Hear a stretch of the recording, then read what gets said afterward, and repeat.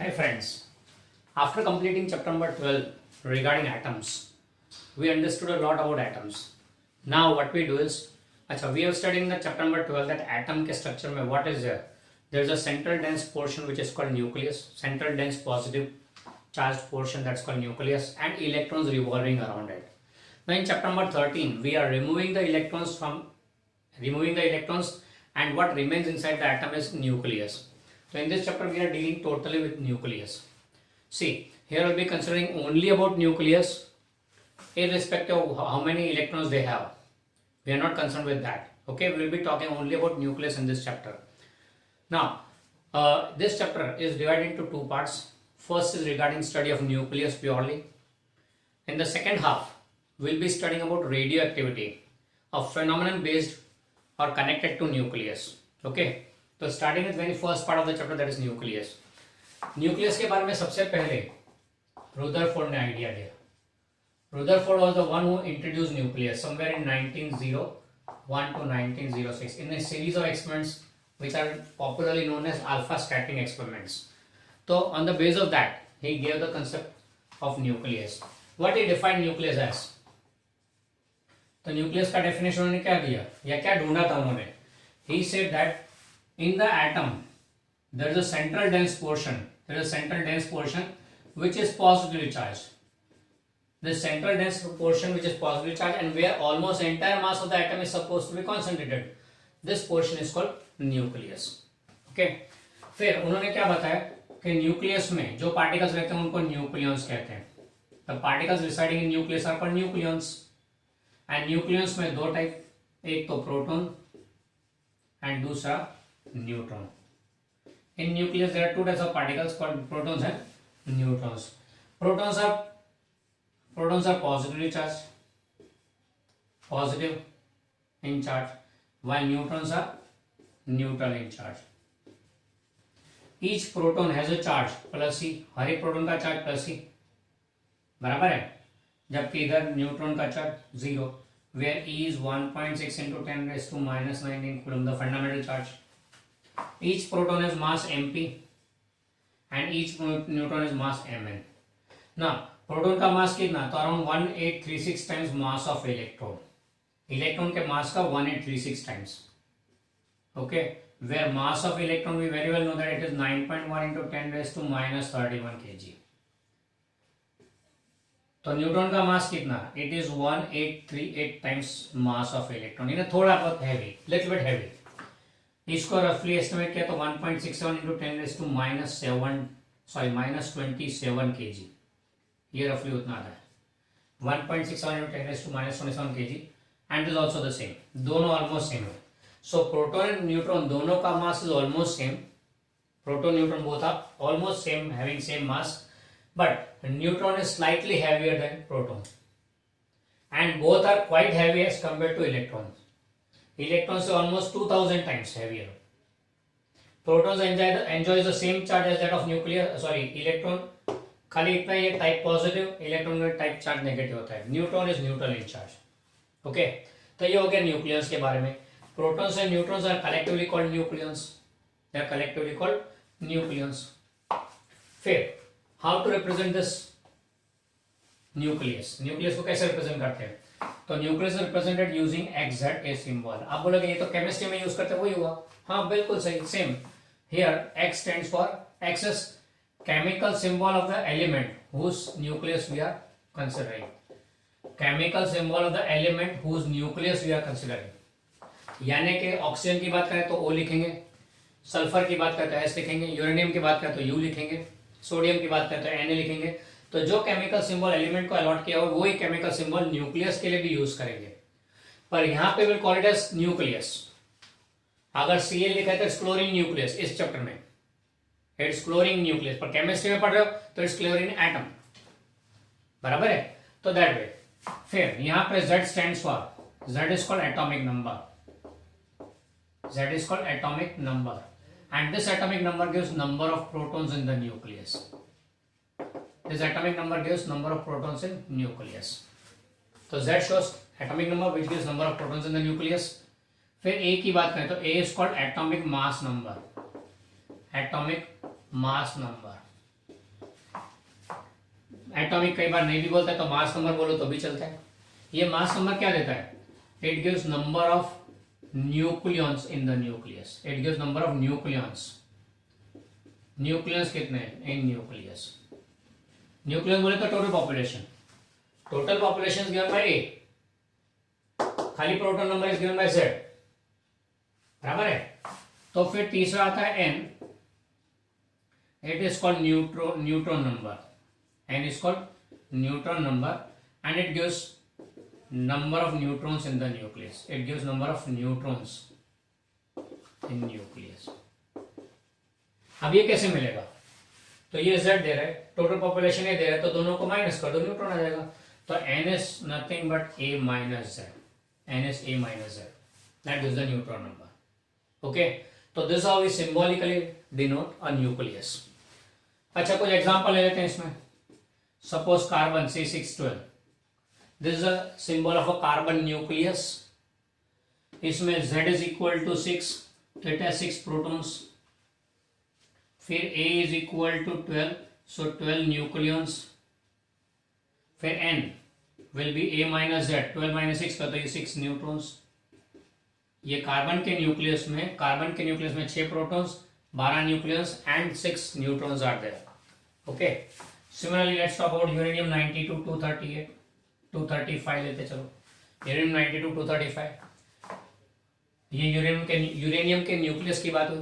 This is the symbol for uranium nucleus having Z equal to 92 and it has 92 protons. This uranium nucleus has 92 protons. फिर A is equal to 235, that means it has 235 nucleons, and N which is subtraction of A and Z, इन दोनों को minus करो तो आता है 143 neutrons. यानी this is the symbol of a uranium nucleus having 92 protons, 235 nucleons and the subtraction, that's 143 neutrons. This is how we symbolically represent nucleus. Okay, तो ये हो गया रिगार्डिंग न्यूक्लियस का introductory portion. Just go through this.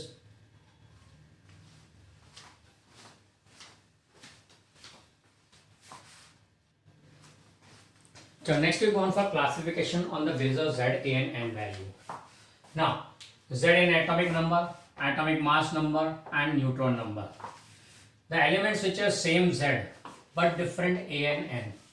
The elements having same Z but different A and N. Example है तो carbon का C612 है, carbon C614 is available, that's radiocarbon. This normal carbon, stable carbon. दोनों में इन दोनों में Z same है, A is different and the difference is also different, बराबर है। ऐसा एक और पेयर बनता है, एक और ट्रिपलेट बनता है U92, 233, U92, 235 and U92, 238. Here 238 is a stable element, stable form है, बाकी दोनों रेडियोएक्टिव फॉर्म है। तो ये जो हुए इनमें तीनों में भी देखो तो Z सेम है, A different and the difference also different. यानी the elements having same Z but different atomic mass number and neutron number are called isotopes. These are called isotopes. So isotopes are the elements having same Z but different A and N. Okay, the elements having same atomic number but different atomic mass number and the neutron number are called isotopes. Example आपके सामने है। Z के बाद number आता है A का। The elements having same A but different Z and N. इसके लिए एग्जांपल में देखें तो लेड 82214 एंड इसका पड़ोसी बिस्मथ 83214। दोनों में A is same, atomic mass number is same, दोनों में Z is different, atomic number is different, the difference is also different. So the elements having same A but different Z and N are called isobars. इनको बोलते हैं isobars. So isobars are the elements having same atomic mass number but different Z and N. Okay. तीसरा आता है Z के बाद number आता है N का। Z and A are different. The elements having same neutron number but different atomic number and atomic mass number. इसमें example लेते हैं क्रिप्टॉन 3686 एंड दूसरा है रुबिडियम 3787। अब दोनों में देखो तो Z अलग है, दोनों में A भी अलग है, but the difference 50-50 same, neutron number is same. So the elements having different atomic number, different atomic mass number, but same neutron number, these are called isotones. These are called isotones. So isotones are the elements having same neutron number but different Z and A number. Okay. फिर आता है तीनों की बारी आ गई अलग अलग, अब तीनों के तीनों same, Z, A and N same. So what is difference? The properties. Such elements having same Z and N, same Z, A and N, but different properties are called isomers. These are called isomers. बराबर है. Isomer के बारे में तो हम लोग काफी कुछ जानते भी हैं. पॉपुलर एग्जांपल बोल दो तो ब्रोमीन के दो है आइसोमर्स. फिर we have sulphur also, colloidal sulphur, plastic sulphur. We have phosphorus also, red, black, white phosphorus. ये सब कैसे एलिमेंट्स हैं जिनके मोर देन वन आइसोमर्स है. हाँ, दूसरा methane, ethane, butane, propane, sorry normal butane, isobutane, वो भी आ सकता है ऐसा एलिमेंट. तो these are having same Z and N but different properties because of their different structure. Okay, और दूसरे रीजंस भी है उसमें, तो but you will go into more details in chemistry about it. तो ये एलिमेंट्स कैसे हो गए जिनका Z, A, N तीनों सेम है but properties are different. Okay, ये चार टाइप क्लासिफिकेशन हो गया of elements on the base of Z, A and N value. इन तीनों के बेस पर से कैसे क्लासिफाई करते हैं. Now this can be also as 1 mark definition also. Can be a short note also. Can be 1 mark definition. Horizontally a short note. Vertically. Table के form में मैंने इसलिए दिया ताकि आपको जल्दी समझ में आए और याद भी रहे. अब नाम अगर पता हो तो you can easily get the definition. एकदम सिंपल तरीका है to get the definition from the name itself. क्या करना है, लास्ट से third letter from the last third letter को पकड़ो. लास्ट से थर्ड, यहाँ पे P, proton number is same. Last से third 1 2 3 A, atomic mass number is same. Last से third 1 2 3 N, neutron number is same. Last से third 1 2 3 E, everything is same. बराबर है. तो डेफिनेशन बन गया. थर्ड लेटर P है तो the elements which have same proton number but different atomic number, atomic neutron number. The element which have same atomic mass number but different atomic number है neutron number. जिनमें N की value same है, neutron number is same, atomic number, atomic mass number is different, everything is same, so different क्या properties. So you can easily get the definition from the name itself. Last third let पकड़ेगा. Okay, so that's regarding classification of elements on the base of Z, A and N. देख लो चलो इसे.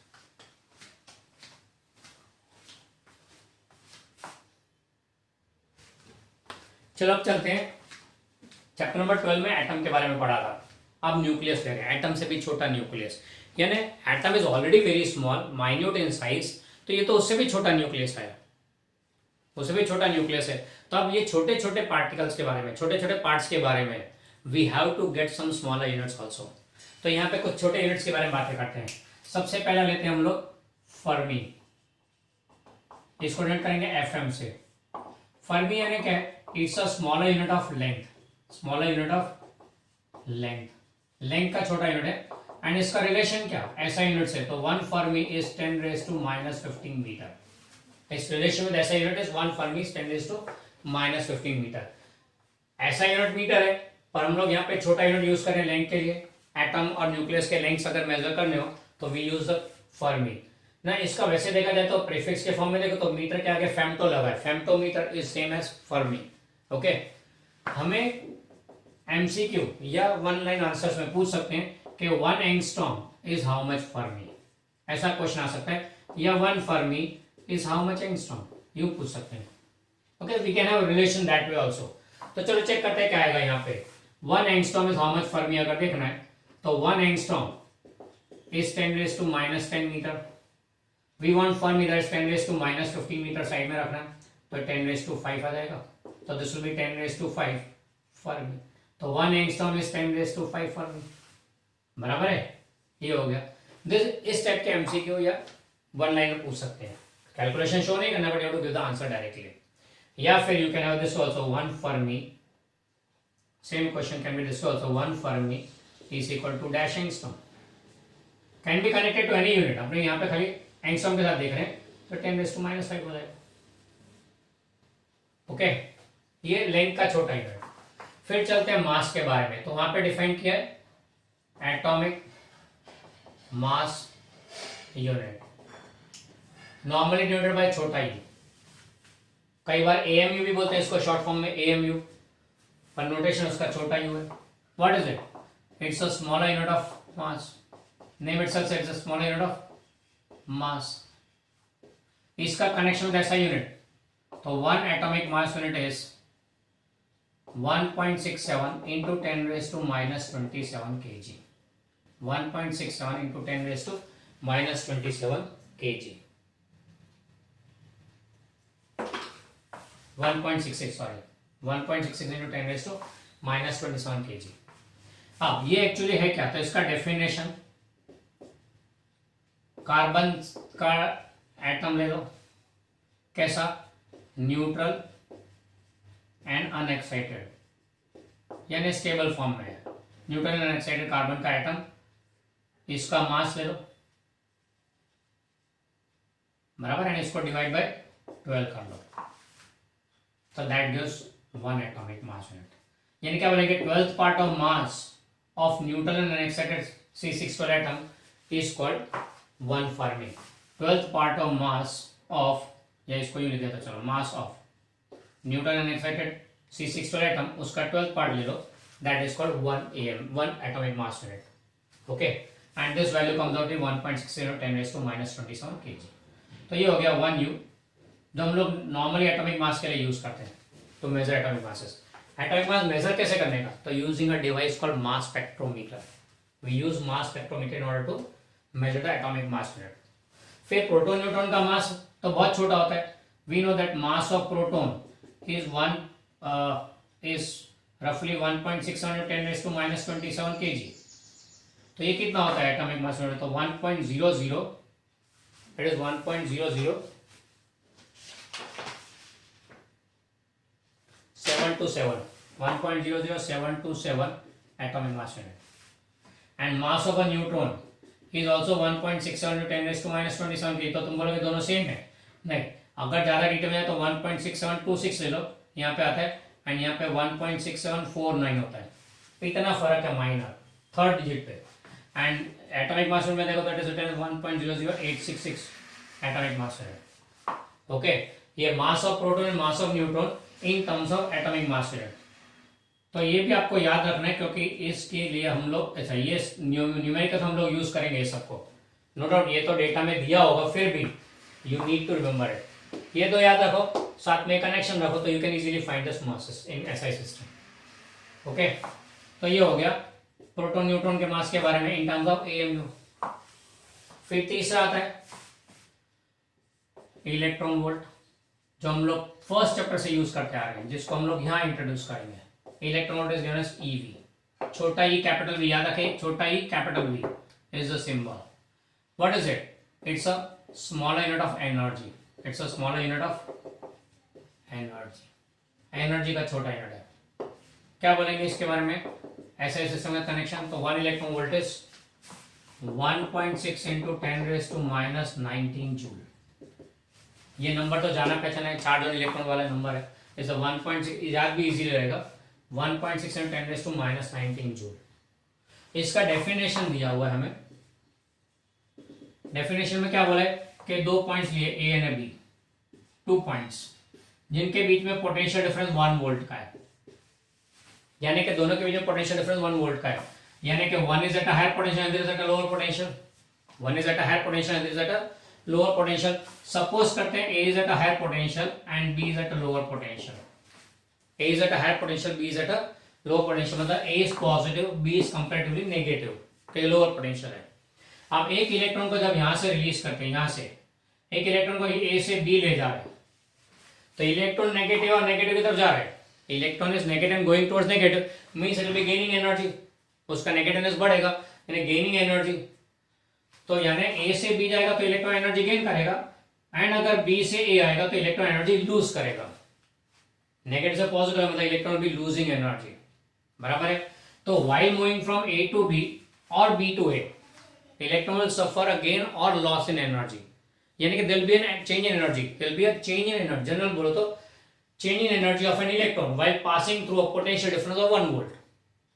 Change in energy of an electron while passing through a potential difference of 1 volt is called 1 electron volt. एक electron 1 volt से पास हो तो कितना energy gain change का होगा उसमें, may be gaining may be losing, कितना चेंज होगा एनर्जी का, दैट्स कॉल्ड 1 इलेक्ट्रॉन वोल्ट. तो 1 electron volt is change in energy of electron while passing through a potential difference of 1 volt. 1 volt के potential difference से पास होते electron की energy में कितना चेंज होगा, that's called 1 electron volt. And इसका value आता है 1. ये वैल्यू भी कैसे आता है, इजीली आ जाएगा. क्यों? क्योंकि we know that volt is joule per coulomb. Volt is joule per coulomb, यानी कि हमारे पास एक फॉर्मूला था W equal to q into V, potential difference. अब यहाँ पे चार्ज कौन जा रहा है, इलेक्ट्रॉन, तो 1.6 × 10⁻⁻19 कूलम. एंड पोटेंशियल डिफरेंस कितना लिया, 1 volt. Now volt into coulomb is joule, तो ये हो जाएगा 1.6 × 10⁻19 जूल. इतनी एनर्जी में चेंज होगा when an electron passes through potential difference of 1 volt. That's how the value comes. Okay, so it's nothing no big deal. Just simply when an electron passes through a potential difference of 1 volt, it suffers a change in energy, and that change in energy is called 1 electron volt. Further, यहाँ पे कहानी थोड़ा change करते हैं. Einstein ने बोला था mass and energy are related. 11th standard chapter number 6 work energy and power में डिफरेंट फॉर्म्स ऑफ एनर्जी देखा था. तब उसमें एक फॉर्म देखा था energy mass equivalence as given by Einstein. According to Einstein E was mc², यानी कोई भी मास m के साथ कनेक्टेड एनर्जी कितनी, mc².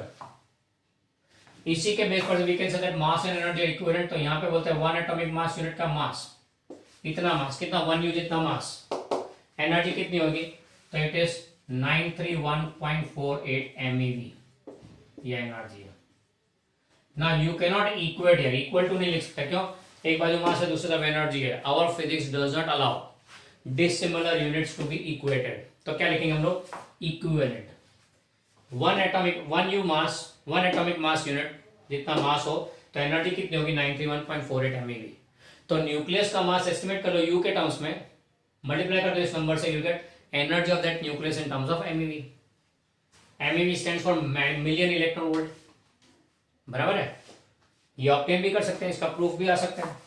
कैसे? तो इसके प्रूफ के लिए E is equal to mc². M कितना है, 1 U, और C कितना, 3 × 10⁸ मीटर पर सेकेंड का स्क्वायर.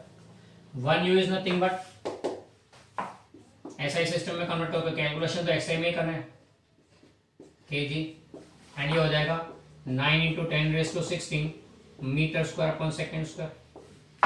अब इन दोनों को मल्टीप्लाई करो तो जो आएगा kg इंटू मीटर स्क्वायर पर second square which is called joule. Joule से इलेक्ट्रॉन में कन्वर्ट करते हैं कैसे, डिवाइड बाय 1.6 × 10⁻19. ये डिवाइड करें तो इलेक्ट्रॉन वोल्ट में आंसर आ जाएगा, ये आएगा इलेक्ट्रॉन वोल्ट में. अब इलेक्ट्रॉन वोल्ट से आपको मिलियन इलेक्ट्रॉन में ले जाना है, तो डिवाइड बाय 10⁻6 करें तो आंसर आपका MeV में आ जाएगा. And this will come nearly equal to 91.48 MeV. Exact नहीं आएगा, खास ध्यान रखें, क्योंकि ये भी एग्जैक्ट वैल्यू नहीं है, ये भी एग्जैक्ट वैल्यू नहीं है. But we are taking is rounded value at the student level. हमारा जो लेवल है 11th-12th के स्टूडेंट्स के हिसाब से हम राउंडेड वैल्यू लेते हैं as per our convenience. This and this होता है राउंडेड वैल्यूज, नॉट एग्जैक्ट. इसलिए हमें जो भी आंसर मिलता है एग्जैक्ट 91.48 नहीं आएगा कैलकुलेशन में, थोड़ा नजदीक का ही होगा, but will not be exactly equal to this. पर हम जब कन्वर्जन करेंगे तब ये यूज करेंगे 91.48 MeV. एक्चुअली तो सम के अंदर यूजुअली दिया ही होगा अगर कन्वर्जन की जरूरत होगी तो, but if it is not given then by default you can take this value. 1 atomic mass unit is similar to 91.48 MeV energy. Okay, ये हो गए एनर्जी के बारे में. तो ये हो गए छोटे छोटे यूनिट्स, लेंथ का, मास का एंड एनर्जी का. फिर एनर्जी मास को कंपेयर इक्वल भी कर लिया हमने, चेक भी कर लिया कितना है. तो ये हो गई छोटी छोटी बातें छोटे छोटे न्यूक्लियस के लिए. ओके, देख लीजिए, और जो लिखना चाहे वो लिख भी सकते हैं इसमें से.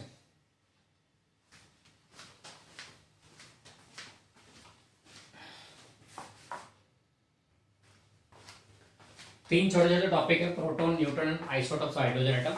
ना actually these are very minor and these are all mostly informative. पर एक आइडिया लेते हैं कि क्या है. प्रोटॉन के बारे में बात करें तो proton is considered to be the nucleus of a hydrogen atom. Hydrogen atom का न्यूक्लियस है प्रोटॉन.